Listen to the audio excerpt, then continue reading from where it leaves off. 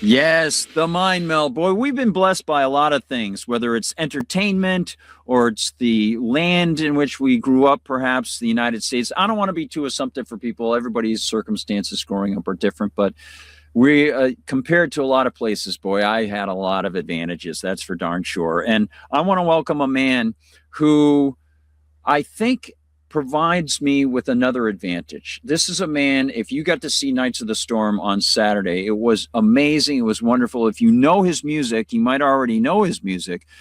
Scott Helmer is coming up as our guest, everybody. And I hope you'll check out scotthelmer.com and see his music. Go onto YouTube, see what he has. We've got a song that I've recorded and put into our stack here and to play for you later. And I want to welcome him to the stage right now. Scott is with us. Scott, welcome to the show, and it's an honor to talk to you. Thanks for joining us on the show. Guard, thanks for having me. Why are we even talking? Let's just sit back, have some eggnog, and watch some Star Trek reruns here. Thank you for having me on the show. It's an absolute pleasure. You know, it would be a lot of fun, and it would be a blast to, sort of kick back and get that vibe, that comfortable vibe when we were kids, watching those adventures and so on. But Gil Gerard just passed away. Buck Rogers, right? May he rest in peace. Yeah. Yep. Gil Gerard. Yep. I knew somebody who had met him at one of those conventions. I guess he was doing a lot of the conventions, like the science fiction conventions in his older age. So it's too bad they couldn't talk him into going to space like they did Shatner, that whole charade that just happened. How horrible is that, huh? Oh, man. Yeah. Yeah. That Shatner thing, I won't fault William Shatner for being excited and thrilled. I've met him a few times. There's just something about that guy. He gets energized about anything. Like the sun is coming up. It's like, whoa, whoa. It's like, okay, calm down. I don't think they really went to space with him. That was my underlying conspiracy. That can be another topic for another show, but I'm holding fast to that one. I don't think he was there other than the interview. Well, that is interesting to think that he might have come down. It's sort of like a Capricorn 1 thing, right? It looked like blunt force trauma when the capsule just hit the desert floor and he pops out. Here he is. Yeah. He comes out doing a song and dance. Whoa, whoa. Actually, I heard that while he was up there, he looked out the window and there was a thing on the wing. It was crazy. He's like, there's something out there. There's something out there. Ah! Yes. It's like a Twilight Zone episode. It's crazy. I used to do my own show. I did a whole episode on the conspiracies surrounding the Twilight Zone movie, and there were several deaths involved with that. Yeah, we could go. We could get here every night for conspiracy masterclass and get into all these things if you want. Absolutely, and I felt terrible that the whole John Landis situation arose there, and I got to meet Rod Serling's wife at a certain point, and you hate to think that there's a tragedy associated with any of the things that these people have created. That it's somebody else who was involved with those sorts of things. But it's a weird thing. I'll just say this. I'm glad that I'm away from Hollywood. That's for sure. And I know that, you in the music industry, I was fascinated because, it's interesting, Scott. I was talking about how many of us have had these advantages in growing up in areas, even watching Star Trek, just the comfort of sitting there and watching a TV show, having fish sticks or something at dinner and things like that. But as life comes along and we get interested in certain things, I wanted to sort of open up the conversation with you, Scott, by, of course, inviting the audience to ask questions. If, anything that they want to ask, we'll get the questions out there on the screen and so on and go inside Rumble. But I wanted to ask you, because your story, it's sort of a catechism by, that we often hear the term catechism by fire, or catechism by life in a way, that nobody can know the circumstances of our lives. And sometimes you think you're doing the right thing. And you had such an amazing testimony of finding Christ and realizing that God was in your life. And I know that, you discussed this on Saturday, but it has such a bearing, I think, on how people can view how strongly you stand for freedom, how strongly you stood against things like having to get forced vaccinated, playing places where you've got to be vaccinated and so on, and literally saying, you know what, I've been through enough.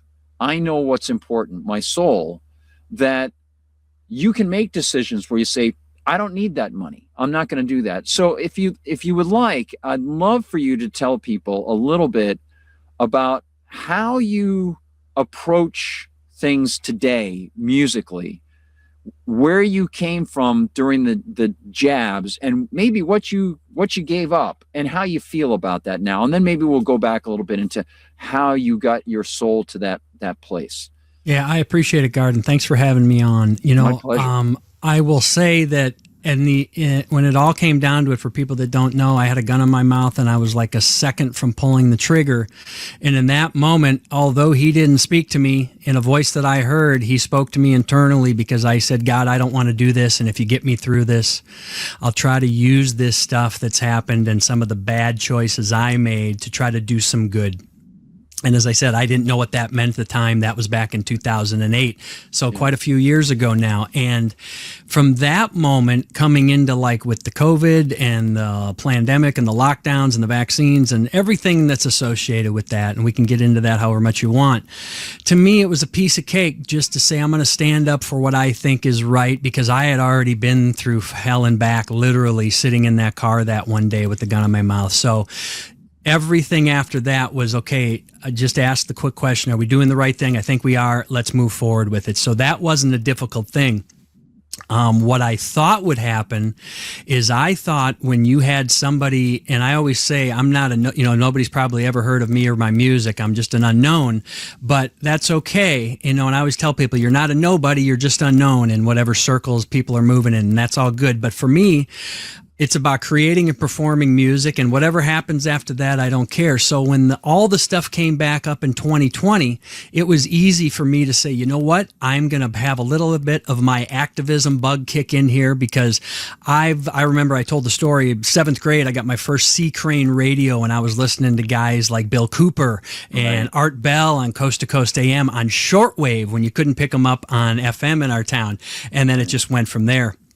A lot of the things I heard on those broadcasts, my mind has changed on what my viewpoint on a lot of the things they were talking about. But man, I gave the example, I would have never known who G. Edward Griffin was, Creature from Jekyll Island, A World Without Cancer, and all his incredible work, if I wouldn't have been in that conspiracy realm decades ago, because a lot of people might not even know who he is now. But that's just one example. So I've always had the conspiracy bug, or more so, I look at it, they try to give you a negative connotation with conspiracy, just finding out the truth about what's going on in our world and behind the curtain, right?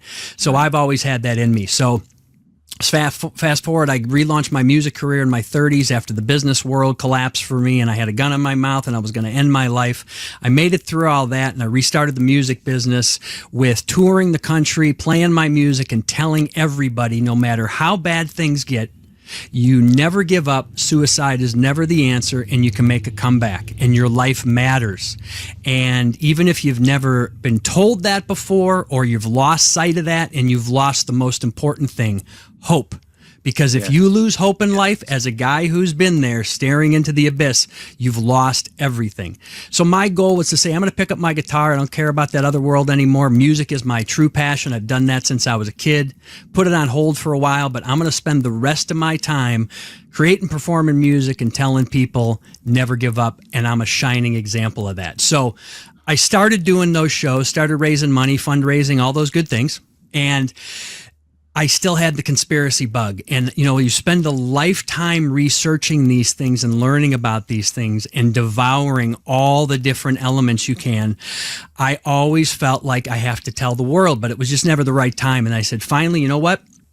I don't believe in the violence and civil war and insurrection and all that garbage. The powers that be that control us over the governments and the leaders, what I believe is a real battle between good and evil. They want that carnage, that death and destruction for order out of chaos, because then they can really come in, put a stop to it, and say, now we got some new rules because you guys got a little out of hand here with this civil war thing or whatever it may be. So I've never been a proponent to say, rise up, storm the Capitol, or any of that stuff, right? And that's kind of tough for people to hear, because they're, what do you mean? That's the only way we're going to make change. And I've always said, there's a reason the saying, the truth will set you free, the truth will set us free, is been there the test of time, because that's the truth. You let out the truth, you can't sugarcoat it. You can't cover it. You can bury it a little while, but if it comes out there and the majority of people know that, oh, these are the facts, this is the real information, it wipes everything away. And so I said, okay, I'm going to start my own radio show and podcast. So 2016, I did that for about 2 years, couple hundred interviews, touched every topic. And then I eventually got kicked off the air. I got kicked off all the platforms. Every time I went on the air, the show was censored, demonetized, all that stuff, got sued. I did a thing called Vaccine Week where I went deep into the vaccines, right? And I had when you were talking to Carrie Mullis, that was amazing. That was a great one because that shows us PCR is a total scam. So anything that comes after PCR is a total fugazi, right? Right. Yet everybody has to get a test. You're positive, I'm negative. And I would shout from the rooftops, did you hear what he said about the PCR cannot be used to diagnose illness? No, nobody ever heard that. It went into the abyss. Okay. I had Dr. Andrew Wakefield on, right? He was the guy in Vax, the documentary that brought the connection of the MMR vaccine and autism. And it's important to reiterate this. When he was on my show, like almost 10 years ago now, he said something like, and don't quote me on the exact figures, but 1 in 10,000 kids in America will be born with autism, or are being born right now, 2016, 2017. And when they just came out with the Tylenol causes autism thing, they said 1 in 12 in some areas, sometimes 1 in 25. So let's just call it 1 in 50. I don't know. Use that and make it easy. He said on my show, going back to the interview, Scott, by 2030, if things keep going like this, and this isn't stopped, 1 in 2 or 60 to 70% of the kids born in America, maybe worldwide, will have autism. And he goes, you want a way to collapse an economy, a nation, a civilization without firing a shot? That's how you do it. Because as many people know, folks with autism, they live a long time, but they need care their whole life. So he pointed that example. I did an interview last week and I was talking to someone who I respect highly. And he said, sometimes I find we have to do a slow roll of this truth and information because that, you assault people's senses and they can't deal with it. And I didn't get to say this on the show when I talked to him, but I remembered it right away. I wish I would have, so I'll say it now. When you have somebody telling you that's putting the pieces together that perhaps in a couple of years from now, half the kids born in the world will have this autism, that sounds like something we should be shouting from the rooftops and talking about nothing else until that problem is addressed and solved. So I did the radio show, got kicked off, covered all the topics, went back to playing music. But I remember those key interviews that I did and so many more that were warning that this was going to be coming. They're going to try to pull off what they tried to do in the 80s with the HIV and the PCR test. So when I saw January, March of 2020 roll out and all this stuff was rolling out, I knew this is it. They're doing it.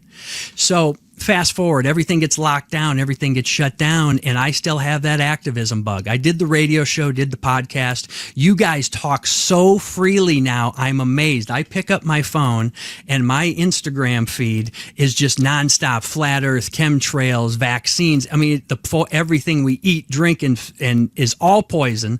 And if I did any of that back then, I was literally sued a half a dozen times when I did my Vaccine Week shows by third parties that said, you can't talk about that. And you have to tender those to a lawyer. So I spent a couple $1,000 on each one of those, putting those away. Yeah. So I wasn't willing to kind of give you 90% of the truth and then not bring the full thing to the table in order to keep sponsors or get donations or be in a certain political category that it's either right or left and there's no other choices, go to sleep, right? I wasn't willing to do that. I got kicked off. So I said, I'm going back to playing music. So 2020, 21 comes around, I get offers to go back out and start playing again. And all the contracts said the same thing. You must be fully vaccinated, must show, and with an asterisk, whatever the CDC said at this amount in time. Update. Yeah. Right? So I read that and I said, oh, this means it's going to be 5 vaccines and 30 boosters. You got to show proof of it. You had to be tested multiple times a week. Well, as soon as I saw in a contract of a show I've got to go play that says you need to take PCR 3 times a week, I told a couple people, that PCR, let me tell you a little story about what I know about that and who told this to me. Nobody wants to hear that. They don't even know what I'm talking about. This is what the contract says. This is what our masters say we have to do to keep everybody safe. Okay. So I said, my activism spirit, I have to do something. And knowing we have a limited time here, as I've said many times, I don't think we can change a lot of this, but we're supposed to stand up and speak out when we see the wrongdoing, whatever the cost, and we have to endure to the end. That ties into my suicide is not the answer. We have to ride this out, and you can make it. We can make this together, however bad we think it is now, losing hope, all that stuff. So going to that time when the pandemic was happening, I think I subconsciously just call it the blandemic now. I know that might offend people, but that's what I'm saying. When that came out, I said, okay, I need to take a stand here. I'm back in the music biz. All my songs are not activism and, protest songs. I've got a wide mix of things that I like to talk about because I'm a human being living in this experience, right? So that's the way I get it out, is writing songs. So I said, I've got to do something. So I wrote a song and released a song protesting the mass vaccination of our kids. Because if people remember, go back to 2021, 2022. Remember when the news came out? They're getting ready to approve vaccines for newborns and 6-month-olds and 12 months. I mean, I was losing my mind. I got to do something. Nobody's listening that the adults shouldn't be vaccinated or we should question this, but now they're going after the kids. So very simple. I wrote a song called Shouting It Out Loud that kind of talks about that. And then I did a press release on the public forum that said I won't play any shows with mask or vaccine mandates for the artists, the crowd, or the people that work at the venues. And I've spent 15 years. I'm not a headlining act when I do big shows, but I'm an opener because I play solo acoustic, So a lot of big bands, in my legacy era that you and I both know, I've opened for a lot of cool acts.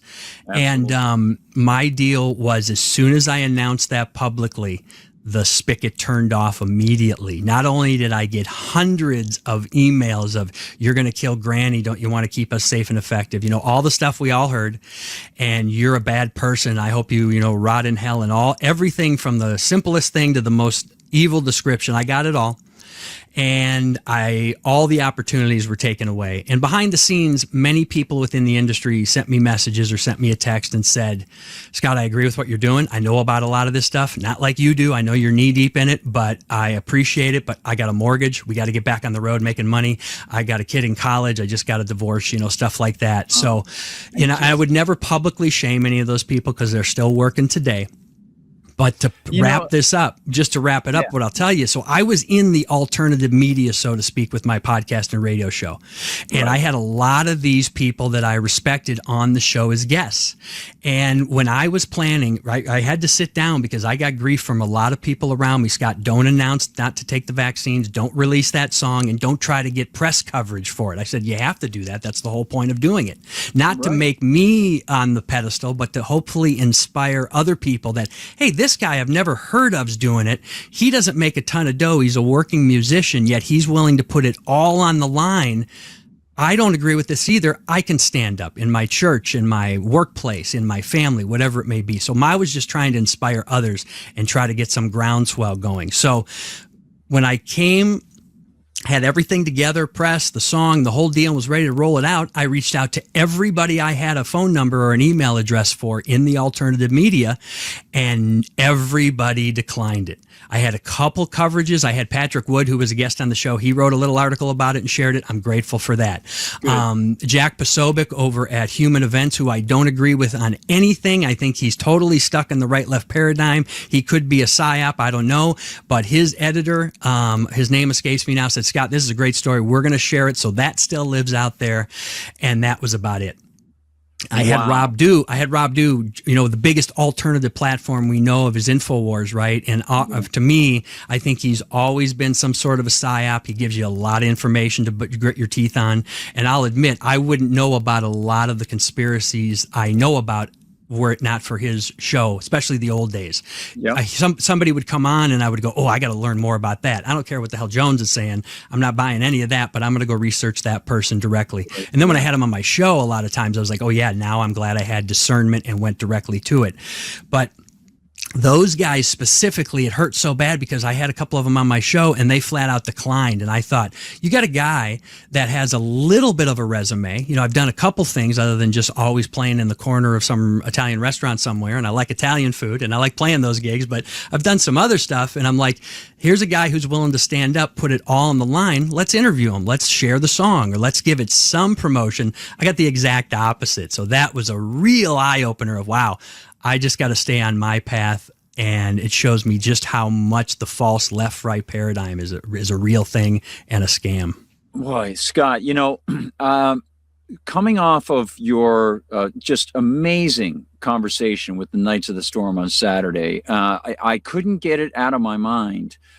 The things that you said, and just putting myself in your place in any way, even approximating some of the things that you experienced. And I mean, like Jason, who hosts that show, he risked his military pension and retirement. So in my mind, he did way more than I did. You know, I already lost it all a long time ago. So like I said, I'm just a working musician going from town to town doing my thing, but I appreciate that. And thank you very much. Oh, absolutely. It's really something else. And, the thing that I think kept popping into my mind was whether it's about that particular issue or it's 50 years from now and one person, maybe a 13-year-old kid, hears about a guy who stood up, that's going to have an effect on that one kid. That's why I'm here talking to you now, because I've had those experiences that gave me the strength to get out there and go for it, and just not to be like a lunatic, but just say, hey, what are we doing here? Anybody questioning this? Yes, none of it makes sense. Yes, and I gotta tell you, I've experienced situations where I didn't have what you had. These people coming after me directly with lawsuits, because I was doing stuff. I was doing work for MRC TV. Have me back tomorrow. We'll get into some topics. I'll have you served within a week. Don't worry about it. Exactly. They'll come after me. Luckily, my brother's a lawyer, but I was doing writing for MRC TV, and they had attorneys. So we would get attacked by, and I've mentioned it before, NewsGuard would come after us. And just mentioning it now, it sounds like old hat because I've mentioned it so many times. But that was a big hassle. I mean, hours and hours and hours of work responding to NewsGuard about dumb stuff. And it was about the jabs, the mRNA, all that other stuff, the PCR tests, the mask weaves, and climate change stuff, all that dumb thing. So, and they would just do it to bother us. Like they were never going to try to do something really bad. They just wanted to give us busy work. But I didn't experience all those things that you experienced until now. I'm not with MRC TV anymore. They've got a different stance on Israel and the whole Zionist state thing. And I don't have that stance. So, everybody makes these decisions. And to me, and maybe it's the same thing with you, I don't understand why it's hard for some people once you get to that point where you say, no, I don't need to go that route. I don't need to sell myself out. Once you've made that decision, the future, it's easy every time from that. You just keep going that route. And I'm really, it struck me that you kept running into musicians who on the backside were saying, yeah, you're right, but I'm not going to do anything. I'm going to conform. And that is just, why bother writing songs to touch people's hearts if in your own heart you're a hypocrite? And what I found, because I have direct contact and have maybe open for some of these folks, a lot of the people that came out during that time, who were supposedly the patriots standing up for rights and freedom and all that stuff, when we actually reached out to them and said, hey, I see you publicly announced that you don't support the vaccines of the match. Why don't you have Scott Helmer open for you? He's not horrible, and he's got this song, and he's got this resume. He's done these other shows, and I got not like just ignoring us. We got ooh, that's too hot. We're not touching that with a 10-foot pole. Or appreciate what Scott has done with all the fundraising concerts and suicide prevention and stuff, but we aren't touching that. So it just shows you the fraud goes so deep as far as they don't want, once you're in the machine and you're part of the money machine and your whole livelihood is built on the entertainment business to a big level, that very few guys are going to muck it up or throw a wrench in it and let anything into their universe that might compromise that. And it's sad to say. That's why I say when you have people that really are speaking out or taking a stand, people should support those people. Otherwise, just go back being a slave and let the MK Ultra entertainment business keep putting you back to sleep and talk you into the next thing you got to be involved with, right? Yeah. That's it. Exactly. Exactly. I remember Reverend Horton Heat came out and he was saying, look, we're going to play everywhere we possibly can. And he was one of the few that I remember. There were other people like, very large scale people who said that they'd gotten injured. Eric Clapton and, those folks came out more prominently. But Van Morrison spoke out. Van Morrison, those folks. And that was good to see, and I didn't dig in far enough to find out, how consistent they were. But I did know about, one fairly lesser known guy with Reverend Horton Heat. And the drummer for The Offspring publicly came out and wouldn't take it because they were getting ready to go back on tour. And he said, I'm not doing it. They kicked him out of the band. Kicked him out. Yeah, exactly. And now he and a group of guys from like the Mighty Mighty Bosstones, they formed their own group and stuff. And that's cool. They're doing their own thing. But it is interesting too, because I think about like, your attitude of not giving up and producing music, to me, I told my brother once, Scott, he had a friend who had a stroke and he wasn't able to come back the way he wanted to come back, and he got frustrated and he was very, very downhearted, and he started to drink, and he ended up taking his own life because he just got down in this spiral. And I said to my brother, I said, even if you are affected terribly by something, let's say you have a stroke or you get in a car accident, now hopefully you can realize that now you are serving a purpose that you might not want to serve, but God has chosen you to serve a purpose that now other people are going to have to step it up. It's up to them. Now you're part of that catalyst for them. And so if you are indigent, if you are hurting, if you're suffering and can't handle it all yourself, don't necessarily think that, I've got to give everything up. Understand that God didn't make a mistake. 100%. And in these situations, I know I did. I thought I was the only person in the world dealing with this. And I found out, as I always say, go easy in the world, because everybody we meet is fighting a battle, which may not seem like a battle to us with what we know in our lives, but for them, it's the biggest thing in the world. They may not be doing it every day, but at some point in their life, it's going to happen. God gives it to us, right? And I will tell people that think, I don't believe in God, I don't believe in a higher power, that we were created by a divine.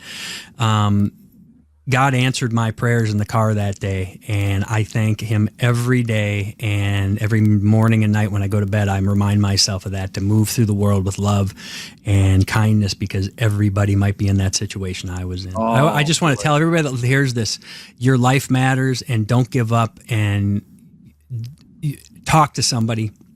If you're struggling with something, a family member, a friend, there's the suicide hotline, and there's all these different things. You're not alone. Everybody is struggling with stuff, even if they put on the greatest smile and the greatest charade. You got me thinking. I thought about this Saturday when I was listening to you guys too, Scott. I commented on this inside the chat and from Nights of the Storm. I used to work at this used bookstore for a long time, and they had recovery material for AA and NA and stuff like that. And a lot of the guys would come in. They actually had, for a time, they would have the meetings there at night. They'd have the coffee, and everybody would come in. They'd buy their, 24-hour chips or 1 month medallion or whatever, 1 year medallion. And they get the Bill and Bob stuff for AA.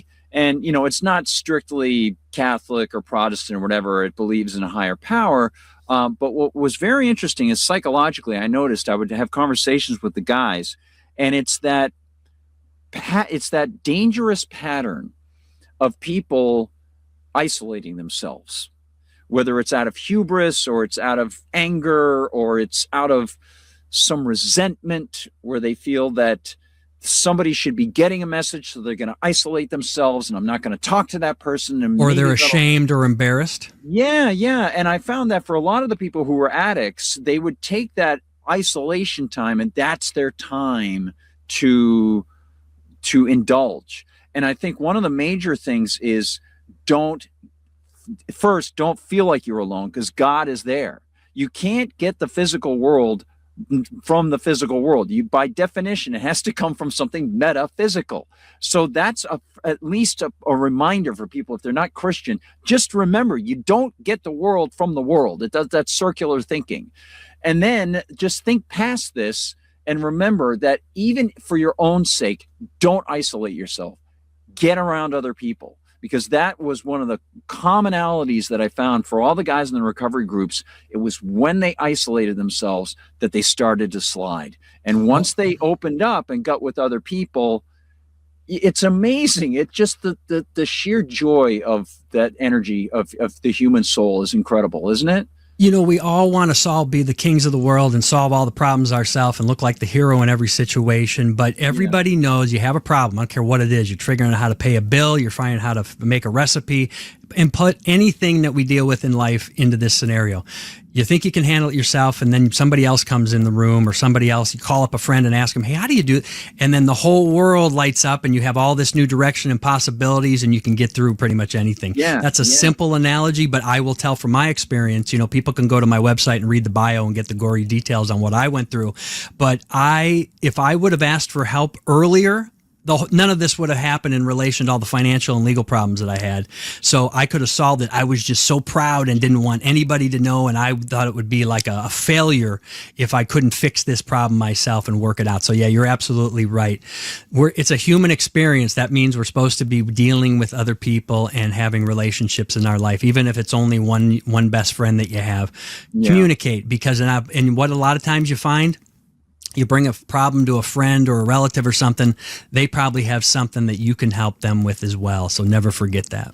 Let's talk just for a second. I want to also touch base. Scott Helmer's our guest, everybody, and I'm just absolutely delighted. I knew your stuff before this, and then, seeing you on Nights of the Storm and hearing some of your interviews and so on, and your music. If I can, I'd like to invite people to drop their comments in. And Scott, I've put together a little something.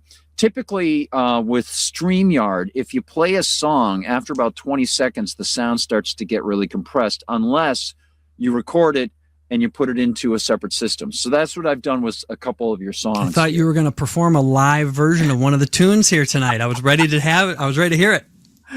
Well, I don't want to get drone struck. How about that? First of all, they wouldn't like the content. It's too individualist and too freedom-minded. And my voice, I don't know. But yes, if I can, I want to invite everybody with their comments inside Rumble and things like that. And Scott, I have written down something, and I put it actually into this little production that the Russians and I put together here as we spread your propaganda now. You have a portion of your lyrics that I'll just show in the highlights, and it has to do with rights. So we're going to play this by Scott, everybody. And Scott, I'm going to bring your volume down so we don't get any crazy echo. And let me go with this. It should be over here and loaded in. And there it is. To them, we're all the same. And people might have heard this the other night. I love this opening right here, Scott.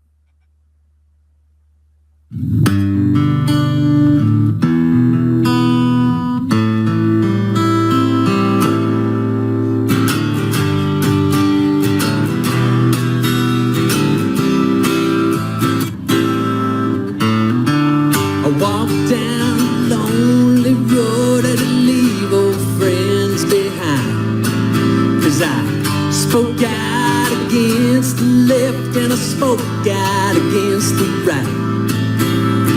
No one sees both sides are the same. No one sees that we're all being played. We get all the rights we need before we get our names.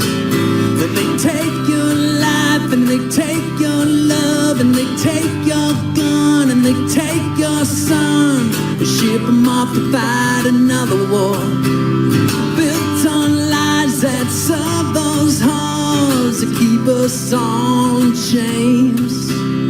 Red, black and white, yellow, brown, have you heard? To them we're all the same.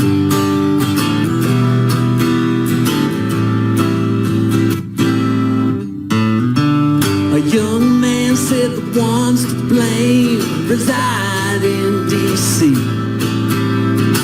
All those fools are puppets on string for the ones that we don't see.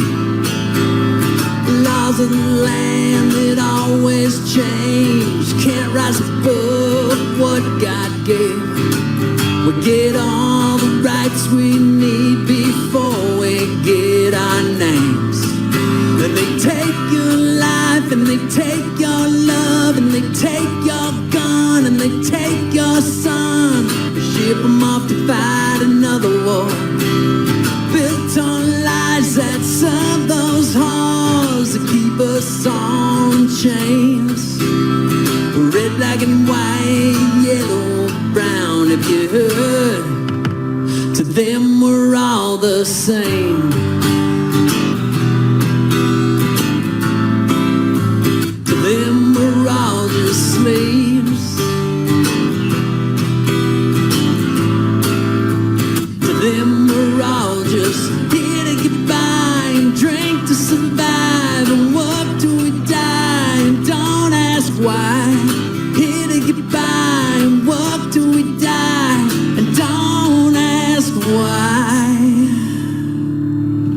I walked down a lonely road, had to leave everyone behind. Then I saw an old friend in town, and we stopped and we talked for a while.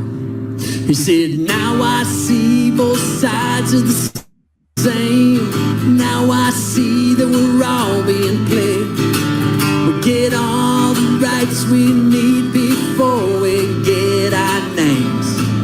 And they take your life, and they take your love, and they take your gun, and they take your son. They ship them off to fight another war, built on lies that serve those whores that keep us all in chains. Red, black, and white, yellow, brown. Have you heard? Red, black, and white, yellow, brown. Have you heard? No, red, black, and white, yellow, brown. We all bleed red, so don't lie down. Get off of your knees and stand up proud today. To them we're all just here to get by and drink to survive and work till we die. And don't ask why. Here to get by and drink to survive and work till we die. And don't ask why. Here to get by, stay stoned to survive and work till we die. And don't ask why.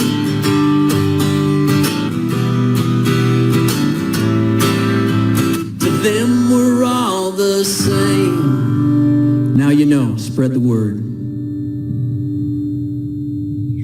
Man, that is so good, Scott. That is so good. I love those lyrics. Thanks, And people can absolutely. And I know you just stopped off on the side of the road. That was in Utah that you did that? Yeah, Monument Valley, right on the north side of the Arizona-Utah border. I mean, that mountain range in the back, I'm a grit fan of old Westerns. That mountain range behind me is legendary. And for people that think that's AI, no, that's a ghetto iPhone on a tripod right next to the road with cars driving by, about a 10-knot wind. It was a rough day, but it's so beautiful there. So, yeah, that's all real and low-tech. That is awesome. And I had so many questions that popped through my mind, you know, you picking up a guitar, learning how to play, and there's so much to ask you about when, and I want to actually bounce off some of the questions inside Rumble, as I promised, people bringing up some questions. And inside Rumble, I think it was Birdhouse Blues asked, or it might have been, yeah, it was Birdhouse. Birdhouse says, many people feel stuck in careers they don't love. How did your background in corporate insurance actually help you manage the business of being a solo touring musician? Yeah, I mean, it's really the same. It's a business like no other. So you have to kind of put together whatever you're going to be, your genre, your music, your story. I had everything with my backstory that I wanted to be front and center that often outshined the music and the songs and the messages. I always led with kind of the comeback story.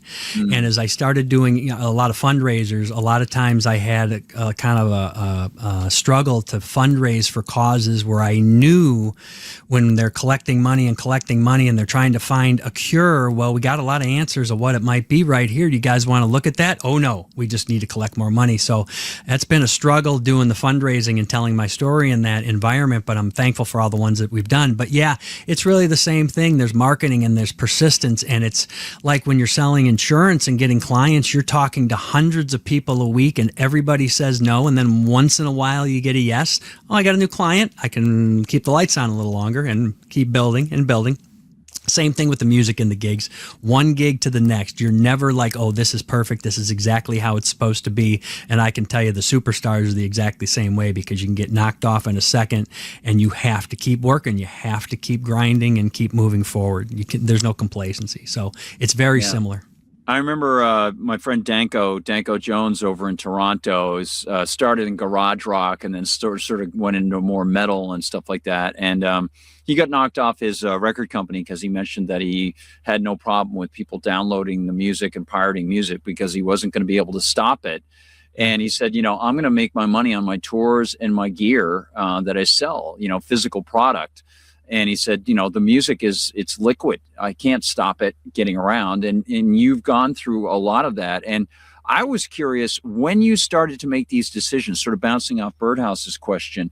And he's in a heck of a beautiful area too, down in the Southwest. Boy, he showed us some pictures on the show about a year ago. It was amazing.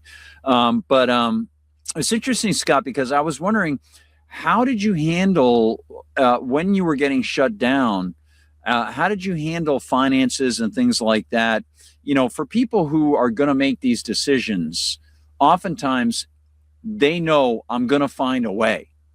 But I'm curious to see, as you went through that, what ways presented themselves to you, what ways you found to say, okay, if I can't play over here, then I'll do this, I'll do that, I'll sell this, I'll work doing this. How did you handle that period, and how have you worked through that to be able to play live and to be able to survive when a lot of those opportunities, it was just slammed down on you? What did you do? I haven't, Gard. I'm still trying to figure that out as we're sitting here.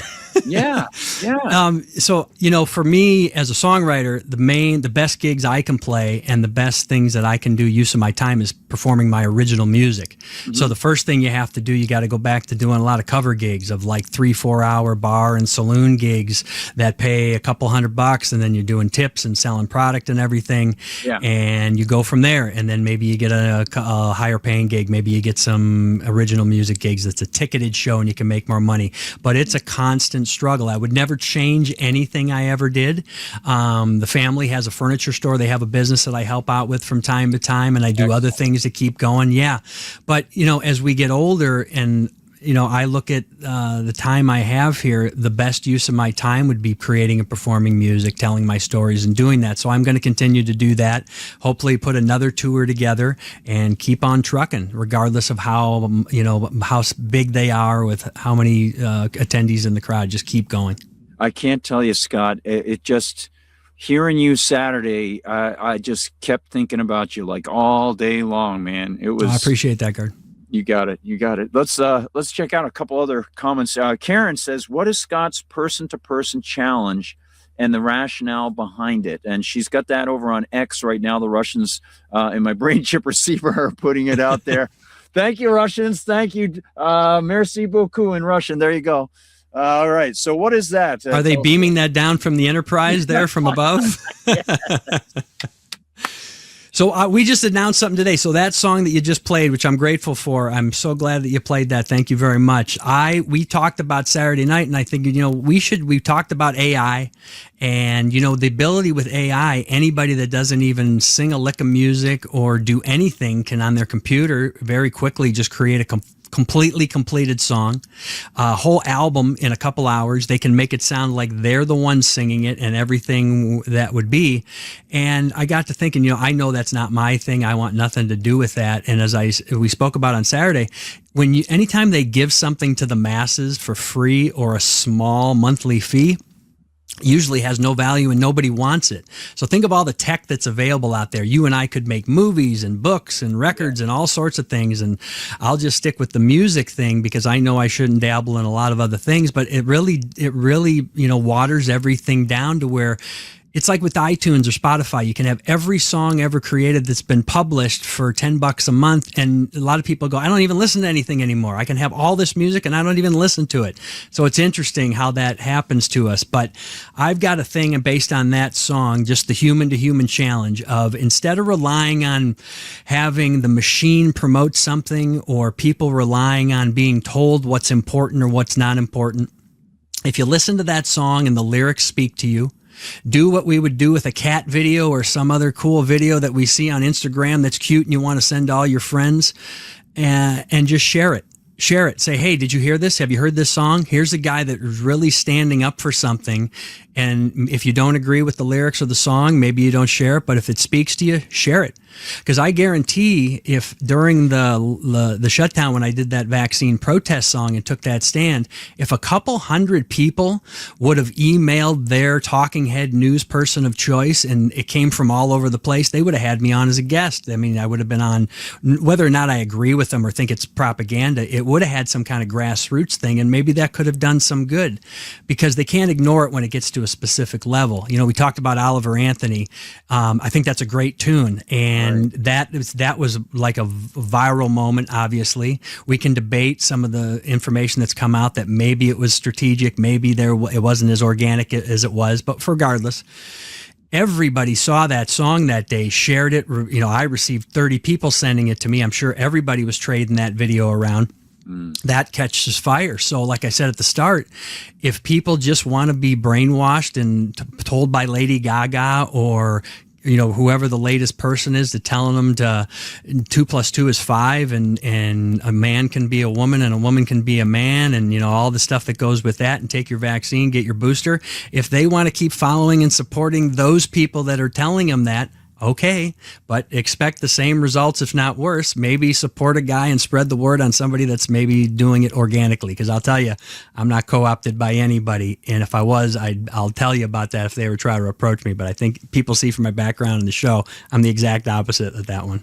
I understand exactly what you're saying, Scott. Scott Helmer's our guest, everybody. Scott, a couple of years ago, I don't think I could have said this, but I'm starting to get a vibe that, how oftentimes conversations like this, what do we do? How do we handle all these pressures and the inability to be able to work and so on and do this or that?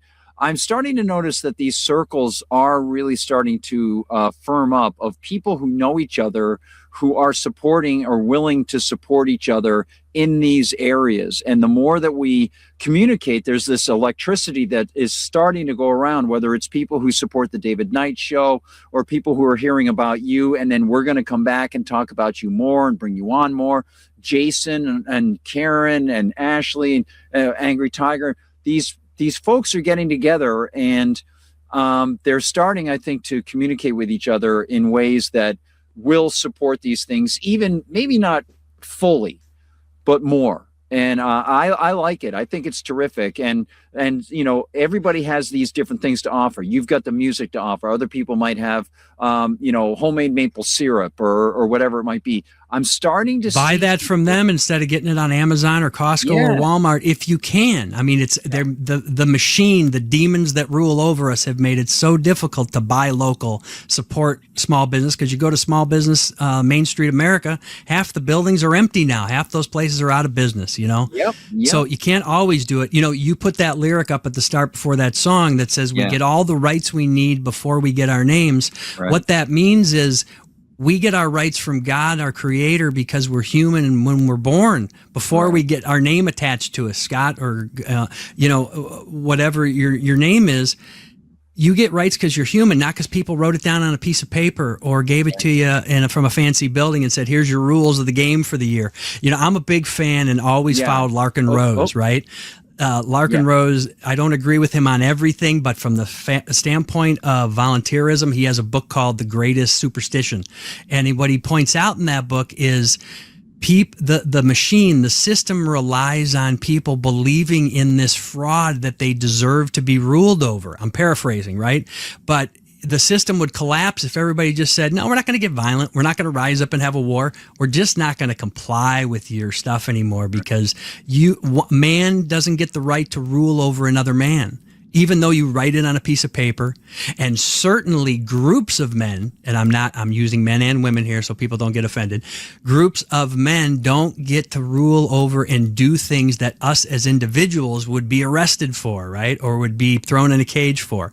So we get our rights from God, our creator. It doesn't mean that we want order and chaos, disorder and chaos or any of those things. But if people realized that and started going down that rabbit hole, that's a whole new world that opens up to you. And it has nothing to do with violence or chaos. Yeah. Yeah, and it's interesting too because it's not an academic exercise in some sort of abstract thinking to recognize that, again, you don't get the physical world from the physical world. You were created. There is a creator. God created you. You look at the contemporaneous accounts of Christ's time. You look at the prophecies. You say, okay, now I get that. I understand. And then you realize Christ is there. And what I think is fascinating, Scott, is this idea. I'm an anarchist, voluntarist, and the statement that you say that people just can't sign pieces of paper to say we're going to form this agency of coercion called the government, and we're going to supposedly put up a few barriers that will protect other people who are going to fill these slots in perpetuity. That's completely immoral.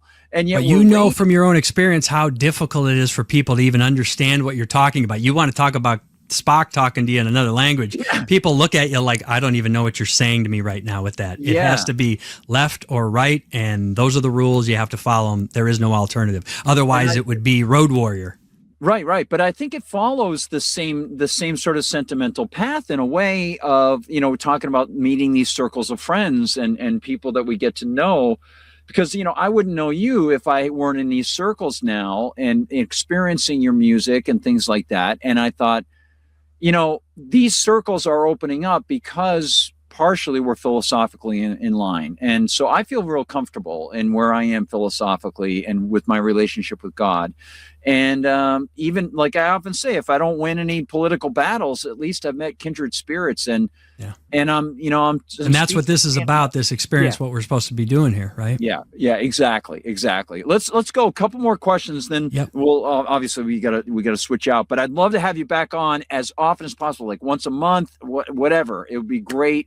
Projects, all sorts of cool stuff, man. Yeah, I'm grateful to be here. One thing I'll throw in real quick. I just caught a couple minutes before I came on, but you were talking about Gaza and Israel, and playing that footage. I caught the tail end of that. I just wanted to say this. Remember, I knew when 9/11 happened in 2001, there was a lot of monkey business going on there because I had been a lifelong follower of these things and heard a lot about these things. So I knew something was wrong right off the bat.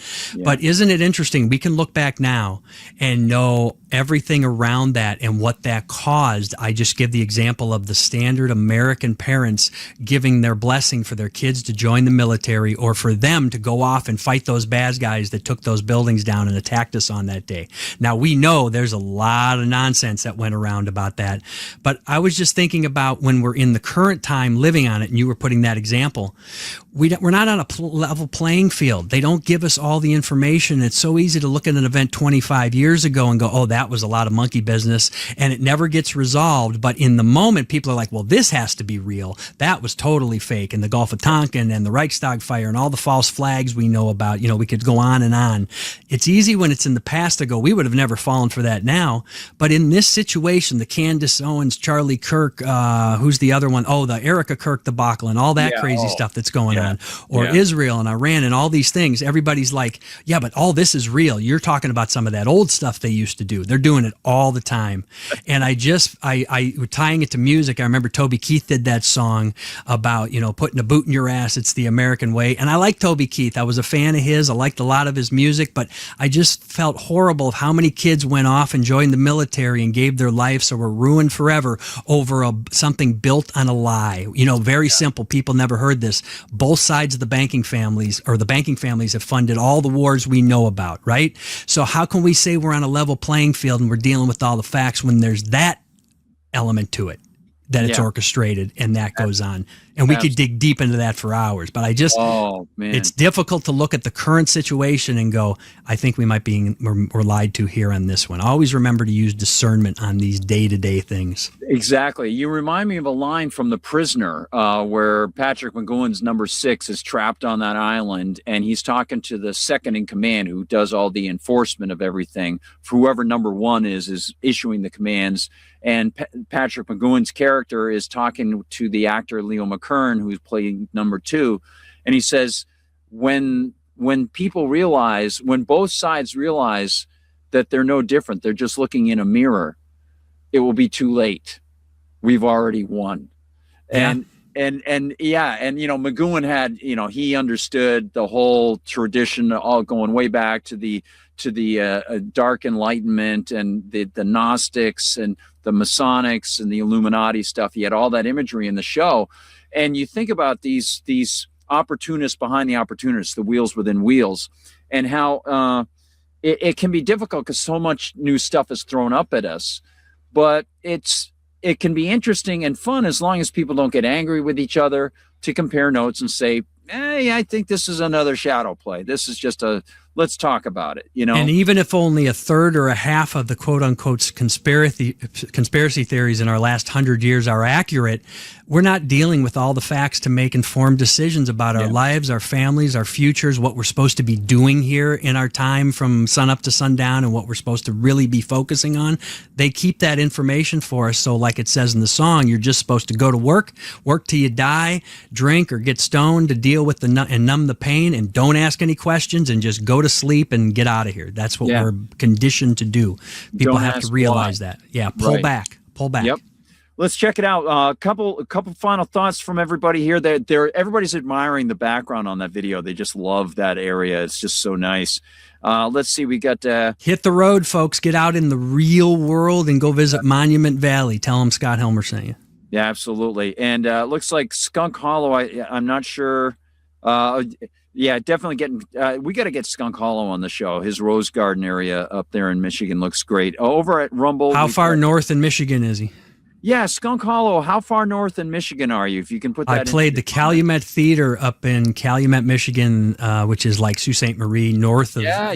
I mean, we're talking. I think they rode. It was a beautiful old 100-and-some-odd-year-old opera house. I think they rode snowmobiles to the show. There was that much snow on the ground. Are you serious? Yeah. Wow. I came down from Canada when I drove over to do my first show at television things. I drove across. I thought, I'll take that northern route across the Great Lakes in Canada. I saw there was like the official Canadian highway or whatever. I didn't realize it was just a 2-lane road. And then if you get stuck behind somebody, you were going to be going really, really slow. That's no man's land up there. Yeah, it was wild. But that's where I came in at Sault Ste. Marie, and it was great. It was super. You should have stopped by the show. We could have done a song next time. That would have been awesome. Let's see. We got Skunk Hollow says West Michigan. So West Michigan. Okay, that's Tell them. So I played Iron Mountain. That's about as west as you can get before you head up into the UP. You're over on the other side. So yeah.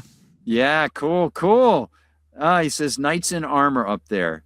Oh man. Well, look, we better get going. Scott, this has just been awesome. I really appreciate you being here. It's just great.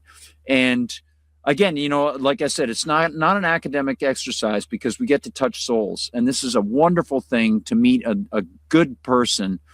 And the experience. Some of the time. A person who tries to do good and has really shown great examples. And I appreciate it. And, man, let's keep the circles going. We'll keep in touch. We'll keep in touch with the Knights of the Storm. And I got some ideas. I know that, people have conferences and things. They have the Third Eye Conference and things like that. There's an Acapulco. There's the Free State Project up here that they have Pork Fest and stuff. So we'll see if we can maybe get you on up. Let's take it on the road. Let's take it on the road. I'll open for you. Gard, I have to say, I thank you so much for letting me come on, tell a little bit of my story. I remind everybody, don't give up. Your life matters, and you are here for a reason, even if nobody's ever told you that before. Yeah. If you need somebody to tell you that, email me on my website, and I'd be glad to tell you. And it's very true. I've been there. And if you like that song, To Them We're All the Same, pull the YouTube video off my website, scotthelmer.com, click the news tab, the story's right there, and share that thing. And never give up. Thank you, Scott. You are a good guy. I really appreciate it. And I'll be talking with some Free State Project people very, very soon. So we got July. It's usually late June or July. So if you want to get up in the mountains, we'll see if we can get you up here. All right. Are you in New Hampshire? What state are you in? Yeah, I'm in New Hampshire. Yeah. I remember rolling through Concord, and I stopped in a music store before I played a theater in that town, and I stopped at the music store, and there was a couple guys. A guy had a fiddle. We did Wagon Wheel, and it used to be on YouTube and Facebook. We were just sitting around playing. It was awesome. And then when I got kicked off of everything with my radio show, they took my Facebook and YouTube down. That video disappeared. But I have a great memory of rolling through Concord. Yep, Concord's, and it's right on the main strip, that music store, right across. And it's not Concord for people that are listening somewhere else. That's right, my friend. Well, listen, long live and prosper, or live long and prosper from my days at Star Trek. Scott, I'll be back in touch with you via email and stuff, and I really appreciate just all the examples that you give, and I want to thank you. Bless from God that you're here, man. Appreciate it. Thanks, God. God bless. Take care. Got it, man. Okay. Scott is a good guy. And we're going to go with, of course, you got it, my friends. It's video time. You know what it's time for.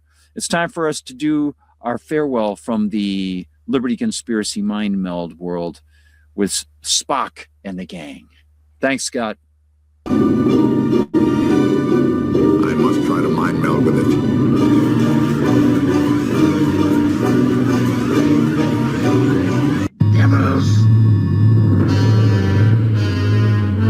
Infinity ends.